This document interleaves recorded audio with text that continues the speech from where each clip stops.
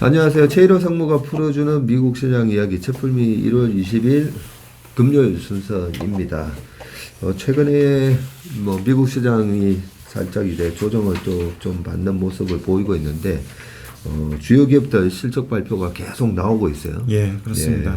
뭐 조정을 받든 아니면 계속 올라가든 실적 발표하는 기업들의 펀더멘탈을 계속 체크를 해야 거기서 정확한 투자 판단을 할 수가 있기 때문에 주요 기업들 실적 나왔을 때 우리가 좀 꼼꼼히 체크를 해볼 필요가 있습니다. 예. 어제는 어떤 기업이 실적 나왔나요? 예, 넷플릭스 실적 발표를 했는데 장 분위기 때문에 그런지 장중에는 넷플릭스가 한 3%로 하락해서 마감을 했어요. 그렇네요. 3.3% 정도 빠졌습니다. 예, 그리고 장 마감하고 나서 바로 실적 발표를 했습니다. 네. 그러면서 지금 시간에서 한 6에서 한 7% 정도 오르고 있는데요.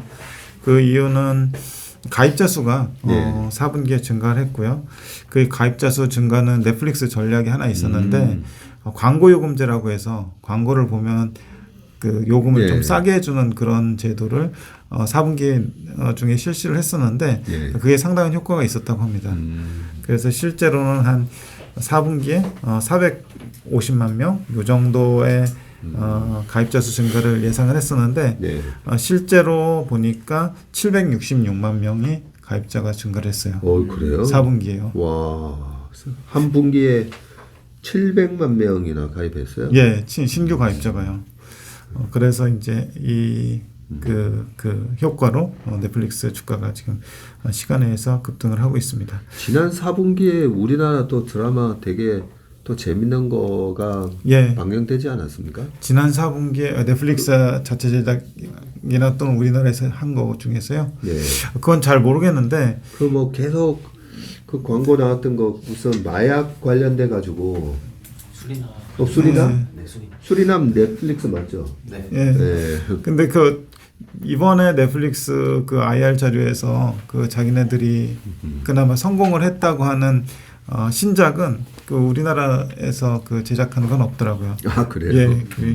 저 넷플릭스 그 가입해서 보고 있는데 솔직히 잘 보진 않는데 자기네들이 흥행 신작이라고 얘기한 게 웬스데이, 그리고 해리 앤 메건, 그리고 글래스 오니언 이런 작품이었다고 하더라고요. 그래요? 잘 들어보지 못했는데. 근데 어쨌든 뭐 지역별로 우리 쪽에서는 수리남 같은 작품이 나오고 또 미국 쪽이나 저쪽에서는 이런 드라마나 이런 부분들이 상당히 잘 흥행이 되고 있다는 거네요. 예, 그렇죠. 우리나라 그 드라마가 실제로 세게 흥행이 될 때는 넷플릭스에서 언급을 하거든요. 근데 이번에는 좀 없었습니다. 이번에는 한 3개 정도 언급이 있었고요. 그럼 숫자 일단 보시면은 매출이 7.85빌리언이 나왔고 컨센하고 비슷하게 나왔습니다. 근데 YOY로 1.9%가 증가한 거로 나왔는데 환율 효과 제것이 한 10% 정도 증가한 거로 회사는 얘기를 하고 있고요. 달러 인덱스 계산해 보니까 2022년 작년에 만 15%가 상승을 했더라고요. 그래서 글로벌 기업들 상당히 이 달러 때문에 고전을 했을 것 같고요. 참고로 2023년 얼마 지나진 않았지만 한 달러 인덱스가 2.2% 정도 하락하고 있는 그런 상황입니다. 그래서 이 달러 하락만으로도 그 글로벌 기업들의 실적이 조금 도움이 될 것 같긴 하고요. 매출을 뜯어오면은 Q그로스하고 P그로스에 대해서 그 브레이크다운을 해줬는데 Q그로스는 이제 가입자 수 증가인데 그 효과가 한 4% 정도 있었고요. 그리고 P그로스는 인당 매출액인데 이건 한 마이너스 2% 정도 효과가 있었다고 합니다. 그래서 이제 둘을 합산을 하면 한 2% 정도 YOY로 매출이 증가한 거로 나오고요. 가장 중요한 가입자 수 순증인데 아까 766만 명이 4분기에 신규로 가입한 구독자 수고요. 컨센은 450만 명 정도로 그 예상이 돼 있었는데 넷플릭스 자체에서도 깜짝 놀랐다고 그래요. 766만 명 이렇게 가입자가 셀 줄은 몰랐다라고 얘기를 하고 그러네요. 있고요. 컨센이 450도 야, 저 정도 나올 수 있나라는 건데 760만. 예. 정말 서프라이즈한. 이 왜냐하면 그 밑에 분기별 가입자 수 순증치를 보면은 2022년에 상당히 고전했던 분기가 1, 2, 3, 4 이렇게 보면은 1분기, 2분기에 순증 가입자가 마이너스를 기록했었거든요. 네. 그게 마이너스 20만 명 그리고 마이너스 96만 9천 명 이렇게 됐었거든요. 1, 2분기에. 그러다가 3분기에 240만 명 이렇게 하다가 4분기 가이던스를 줄 때 한 450만 명으로 줬었는데 이게 766만 명으로 됐으니까 예. 상당히 높은 가입자 수 증가라고 볼 수 있겠고요. 지금 참고로 전체 유료 가입자 수는 2억 3천만 명 정도 됩니다.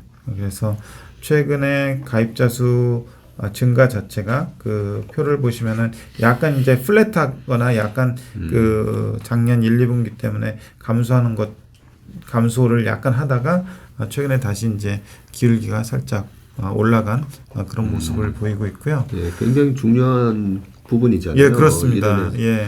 그러고 보니까 21년부터 22년 넘어오면서 뭐 넷플릭스 주가가 예. 마이너스 75% 가까이 이제 빠지면서 실제로 이 가입자 수가 이제 정체가 되고 또 월트 디즈니한테 예. 뭐 디즈니뿐만 아니라 다른 거대한 OTT 업체들이 하고 경쟁을 하면서 이제 이 가입자 수 자체가 이제 증가하는 게 예. 어렵지 않는가 뭐 이런 성장에 대한 의문이 생기면서 주가가 박살을 났었는데 예, 그렇습니다. 최근에 보니까 주가가 계속 좀 괜찮았었잖아요. 예, 괜찮았었습니다. 네, 그래서 제가 그 3프로의 위즈덤 칼리지에 이제 강의를 하면서 그 강의를 들었던 수강생들하고 예.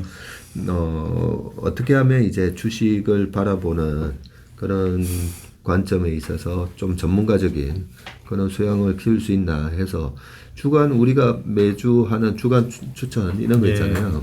예, 일주일 동안 어떤 주식이 제일 강할지 그 종목을 한 세 종목, 우리는 국내 주식 2종목, 미국 주식 1종목 하듯이 우리랑 똑같이 제가 시켜봤어요. 예. 시켜보면서 저도 이제 같이 동참을 해서 넷플릭스를 계속 추천을 저도 하니까 한 수강생이 그래 물어보는 거예요. 예. 전무님이 작년 초나 보면 넷플릭스에 대해서 좀 안 좋게 얘기하신 걸로 아는데 요즘 왜 추천 안 하는 거예요?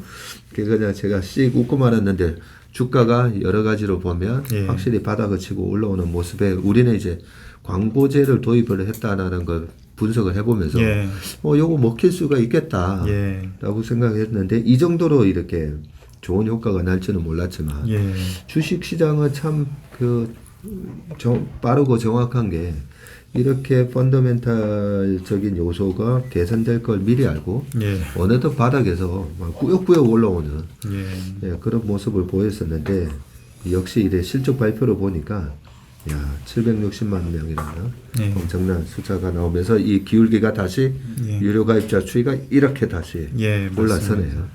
회사에서도 실제로 그 광고 요금제 시행은 11월에 했지만 시행한 첫 분기임에도 불구하고 가입자 증가에 상당히 효과가 있었다고 언급하는데 이로 인해서 유입된 신규 가입자가 어느 정도인지 밝히진 않고 있어요.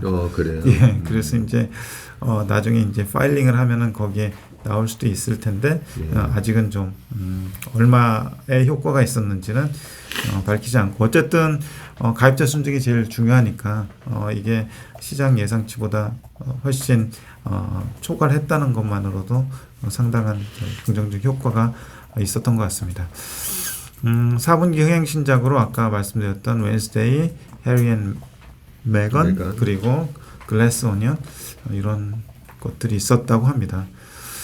그리고 영업이익이 550밀리언인데 컨센서스가 330밀리언이었거든요. 그래서 그래요? 영업이익도 증가를 했는데 이익률은 1.2%포인트가 낮아졌는데 7.0%를 기록을 했다고 합니다.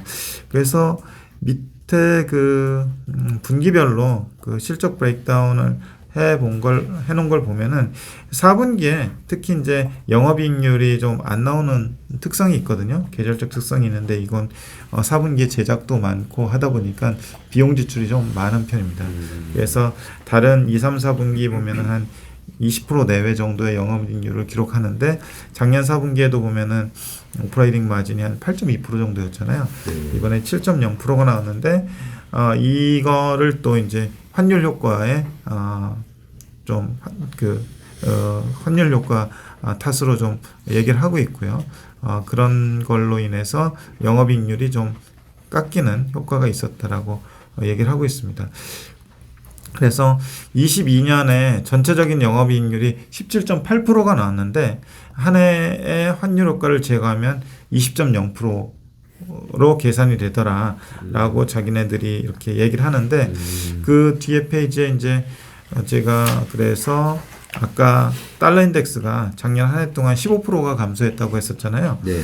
그래서 그 15% 감소한 거를 갖다가 반영을 해서 그 넷플릭스에서 환율 효과 제거 시의 조정 실적을 또 계산을 해놨어요. 그래요? 예, 그래서 제일 이제 바텀라인에 오퍼레이팅 마진을 보면은 실제로 2020년에 19.9%를 기록을 했다가 2021년에 21.6%를 기록을 하고 2022년에 20.0% 이게 이제 환율 효과를 제거한 거고요. 네.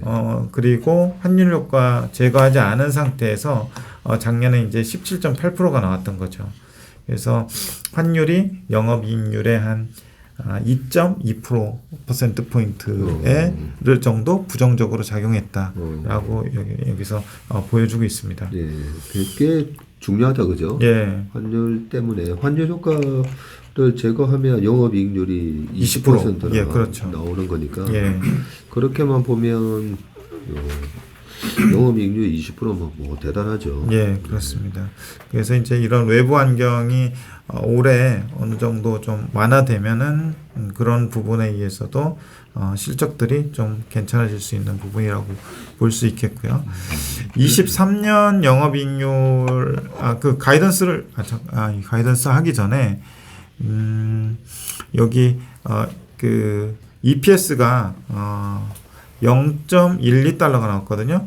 컨센보다 예. EPS는 또 많이 떨어졌네. 컨센이 0.45달러인데 0.12달러가 나왔는데 이 부분이 그 좀 일회성의 평가손이 있었는데요.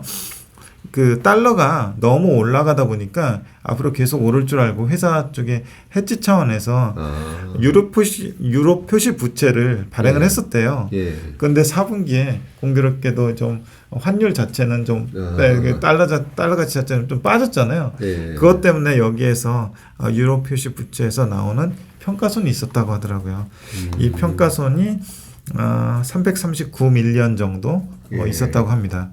그래서 작년 4분기하고 재작년 4분기를 봤을 때는 그 달러가 상당히 강했었는데 작년 4분기 자체로만 보면은 전분기에 비해서 이제 달러 강세가 좀 주춤해지는 그런 분기였잖아요. 그걸로 인해서 유로 표시 부채에서 손실이 발생을 했다고 합니다. 그래서 이제 일회성이라고 보시면 될 것 같고요. 이거에 대해서 뭐 대충 보통은 이런 것들을 그냥 어저씨드로 해가지고 그냥 제거한 다음에 표시를 하는데 그대로 그냥 갭 기준으로 표시를 했더라고요. 그래서 사람들이 이해할 만한 수준이라고 생각을 할 것 같고요. 가이던스를 줬는데 매출 증가율이 4%가 늘어날 거다라고 가이던스를 줬고요. 그 밑에 이제 매출 브레이크다운 해보면은 2023년 1Q 가이던스가 8.172 빌리언으로 돼 있잖아요. 그래서 YOY 그로스로 4%로 예상을 해놨는데 이것도 역시 달러가 계속 강세로 갈 거로 회사에서 예측을 하는지 몰라도 환율 효과 제거 시에 8%라고 또 주석을 달아놨어요. 그리고 1Q 영업이익률은 19.9%, 약 20% 정도로 회복을 할 걸로 예상을 하고 있고요. 네. 이런 부분은 예. 보면 지금 유로 표시 부채라고 예. 잡아놓으면서 예, 달러가 지난 4분기에 이제 유로 대비 이제 약세로 가면서 그죠? 예, 그렇죠. 예, 그걸 부채로 잡아놨는데 실제 전체적으로 보면 달러가 약해지면 이렇게 해외 매출에 대한 부분이 예, 긍정적으로 작용을 하면서 예, 환율 효과에서 지금 부정적인 영향이 또 긍정적인 영향으로 바뀌기 예, 때문에 그렇죠, 그렇죠. 실질적으로 비달러 자산에 대한 부채를 갖고 있는 게 서로 이제 해칭이 예, 되는 그렇죠. 거죠. 상세가. 그 회사에서도 이제 그런 거를 감안을 해서 유로화 표시 부채를 발행했다고 얘기를 하고 있습니다. 그렇군요. 예, 그리고 2023년 전체 영업이익률도 19에서 20%로 생각을 하고 있습니다. 그래서 이익률 자체는 20% 내외로 유지가 될 걸로 보고 있고요. 기타 이제 가버넌스 쪽에서 좀 중요한 변화가 있었는데요. 여기 CEO가 리드 헤이스팅스 하고 테드 사란도스 이 두 사람이었습니다. 예. 공동 CEO였는데 리드 헤이스팅스 이 분이 의장직 executive chairman으로 물러나고 네. CEO였던 그렉 피터스가 공동 CEO로 취임을 하는 그런 변화가 있었습니다. 그래서 이게 뭘 의미하는지 잘 모르겠는데 이 세 사람이 사실은 같이 창업을 했대요. 같이 창업을 해서 역할 분담을 하고 있었고 친구 사이라고 거기 나와 있더라고요. 그래서 회사에서 어떤 큰 변화를 주기보다는 그냥 역할만 바꾸는 그런 상황 아닌가 싶습니다. 네. 그리고 앞으로는 가입자보다는 매출 성장에 더 중점을 둘 것이라고 얘기를 했고 2022년의 시작이 험난했지만 잘 마무리됐고 성장을 위한 명확한 발판을 마련함으로써 넷플릭스의 역량을 강화시킬 것 이렇게 코멘트를 하고 있습니다. 그리고 멀티플 밴드를 보면은 굉장히 멀티플 자체가 격렬했던 종목 중에 하나잖아요. 이 종목하고 이제 줌 같은 경우가 그랬었는데 코로나로 인해서 굉장히 그 수혜를 받았다가 리오프닝이 되면서 이제 매출 성장이 좀 꺾이고 가입자 성장도 이제 한때 좀 주춤했던 경향이 있었는데 지금 PER 밴드가 28.4배에서 153.5배로 형성이 돼 있어요. 그리고 이제 PBR 밴드도 보면은 PER 밴드하고 비슷한데 5.9배에서 23.2배. 거의 4-5배 차이 나잖아요. 그렇네요. 그 밴드 하단하고 밴드 상단하고. 그래서 지금 포워드 기준으로 보면 한 30배 정도의 거래가 되고 있거든요. 30배. 예, 30배. 이게 이제 시각차가 있을 것 같아요. 네.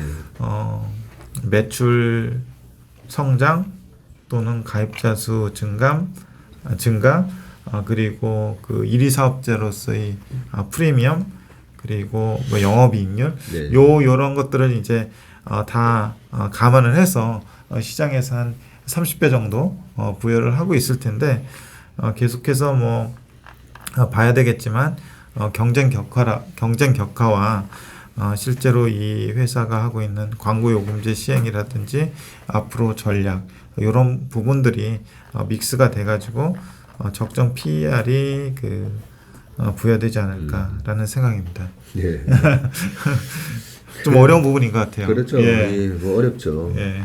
독보적인 그 존재감을 나타냈었던 19년, 20년, 21년 여기 우리 최상무님이 가져오셨던 분기별 가입자 순정 추이 예. 그리고 오른쪽에 유료 가입자 추이 있지만 분기별 가입자 순정 추이를 보시면 2020년 특히나 또 코로나 때는 한 분기에 거의 1,600만 명 예. 가입한 거죠. 이게 맞습니다. 예. 어마어마한 숫자잖아요. 예. 그러면서 실질적으로 이 OTT 시장에 완전히 독보적인 강자로 그랬을 때 이제 우리가 팡이라는 그런 그 주도주에 있어서 N이 이 넷플릭스였지 않습니까? 그죠? 그래서 이런 성장주는 그 순정 가입자라든지 이 매출에 직접적인 영향을 주는 제품 판매 이런 것들이 이렇게 가파르게 성장을 해야 되는데 주가가 이제 꺾어졌던 게 21년, 22년까지 보시면 순정 가입자가 아니 뭐 아시아 시장 아직까지 넷플릭스 뭐 페이스북 가입자 수 비교해 보면 넷플릭스도 한 10억 명 이렇게 갈 수 있겠다라는 생각을 했다가 요렇게 쭉 고성장하더니 2억 2천만 명에서 딱 멈춰버리면서 예. 오히려 22년에 보면 순정 가입자가 지금 마이너스도 두 번이나 나왔네요. 예, 보니까. 그렇습니다. 예, 1Q, 2Q가 이렇게 마이너스가 나오면서 그러면서 주가가 이제 급락하는 모습을 보였었는데 저희도 우리가 공부를 좀 많이 해봤잖아요, 그죠? 아직까지 포텐셜은 있습니다.